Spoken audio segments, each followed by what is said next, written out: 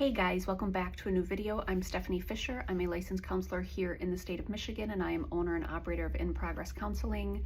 This week's video on Monday talked about ideas being part of iterative processes, meaning I put something in the room between me and someone else, and we start to kind of co-develop, co-create, find middle ground, and ideally orient whatever that idea is towards a more purified, more coherent, hopefully more truthful reflection of complexity.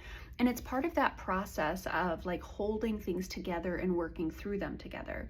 Now, I do get to sit with many humans that assume that they're not supposed to kind of co-create and collaborate around things. They might think, no, the first time something comes out of my mouth, it has to be in its perfected form. And part of it's like, I'm not sure how we get to do that if we are a self-contained system. I, Stephanie, only have access to what I have access to. And when I put something between us, now I'm inviting in access to what you know as well. And that's going to enrich and enhance and add robustness to my experience. And when people self-contain, and I'm saying historically, I actually probably fell into that bucket more consistently, where I thought I had to have the right answer when I entered into a space. I had to have the right answer when I stood in front of my classroom. So imagine what happens then if I'm supposed to have that right answer. That's the pressure I feel. Maybe that's the pressure others have put on me. They're like, don't say something stupid. Don't let anything come out of your mouth that hasn't been edited thoroughly, but yet you're supposed to get it right the first time. What happens then, that pressure that I'm feeling, it's going to activate a lot of defensiveness when someone comes along, and whatever their motives are, they're saying, hey, have you thought about it from this perspective? Now, maybe their goal is to put me in check, let me know that I'm not smart. They want to demonstrate that they're smart. I don't know, maybe. But there are people who genuinely are invested in, hey, let's work together towards collaborative ideas being as robust and complex and true as possible. So when they come along and they say, hey, Steph, have you thought about it from this point of view?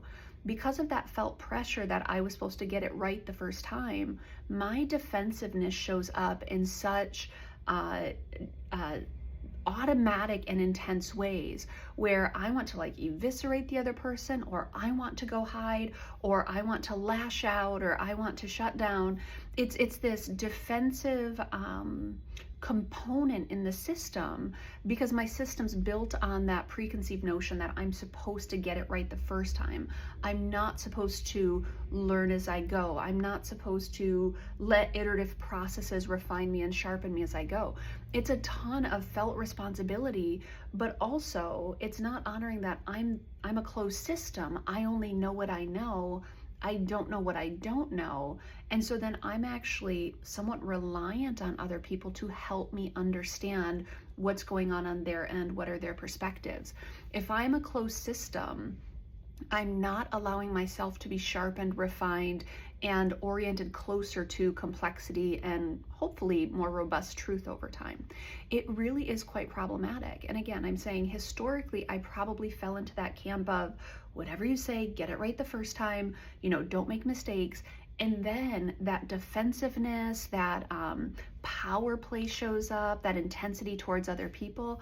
Really, that's when we start to possibly put things into hierarchies where I'm up here and you're down there, and what do you know? And it becomes a really potentially vitriolic space, because my presupposition is I'm not supposed to get something wrong, or I'm not supposed to be a beginner, or it has to come out perfectly the first time. It doesn't quite work. When I honor that I'm a closed system, which means I can't possibly know everything. I know my experience, I know about my learning, I know what other people have told me, and that all creates this amalgam of interesting perspective I can bring into any situation. But other people have that too. They have their experience, they have their learning, they have their mentorship, they have all of these ideas that create their amalgam. When we put those two things together and try to co-create and co-construct more interesting understanding, that's a really good process. Now, it is a process that it invites me to be a learner, it invites the other person to be a learner. It's because I'm a closed system that I get to honor, like, hey, other people might contribute to this way of thinking as well. I'm curious about what they've got going on their end. I'm curious about their understanding. I'm interested in hearing how else they might be experiencing things that would enhance my understanding potentially. I am a closed system, meaning I'm contained by my thoughts, my experiences, my learning, but I can open myself up to that collaborative space, which it's very relational, it's very robust and potentially quite in depth. In a way to connect with others and invite others in, and I can influence others as well. Really good space, really fertile ground.